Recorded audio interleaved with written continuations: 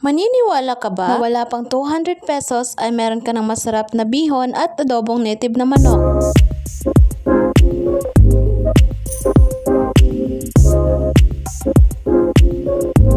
Hello everyone! Welcome back to Cook With Me by Angie.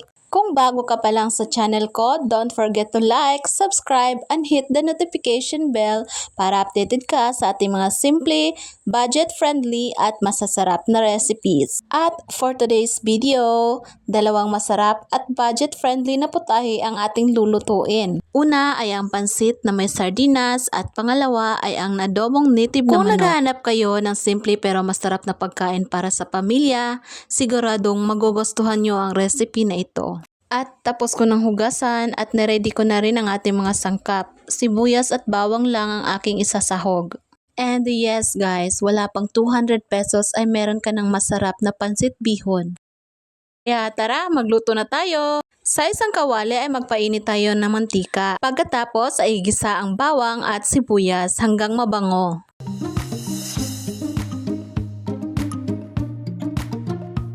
Isunod ang sardinas at haluing mabuti para maghalo ang mga lasa.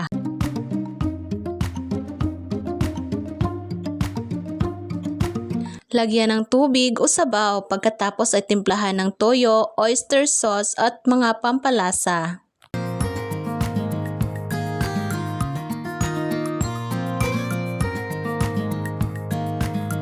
Haluing mabuti at isunod natin ang mga gulay. Maraming way ang pagluluto ng pansit.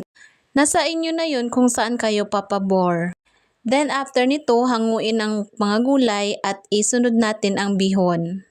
Sa inyo ba, paano nyo ba lutuin ang pansit bihon ninyo? Paki-comment naman at saan na umaabot ang aking video. Then after ko hanguin ang mga gulay, isunod natin ang bihon. Haluin ng dahan-dahan hanggang sa maabsorb ang sabaw. Ilagay sa pansit bihon yung mga gulay na hinango natin kanina at haluin ng dahan-dahan hanggang sa maabsorb ang sabaw. At sa loob lamang ng minuto ay luto na ang ating pansit. Next naman nating lutuin ay ang native na manok. Nagisa na ako ng bawang at sibuyas at nilagay natin ang karne ng manok. Dahil native ang manok na gamit natin, mas matagal itong palambutin kaysa sa regular na manok. Kaya hayaan lang itong kumulo sa tamang apoy hanggang lumambot at pumasok ang mga lasa. Tinimplahan ko na rin ito ng toyo, suka, magic sarap at paminta. Habang niluluto ko ito, ang bango ng bawang, toyo, suka at talagang nakakatakam.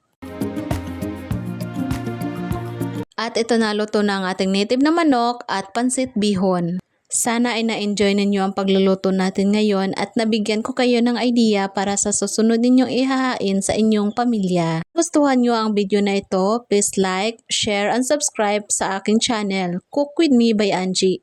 Pindutin na rin ang notification bell para lagi kayong updated sa mga bago kong budget-friendly at masarap na recipes.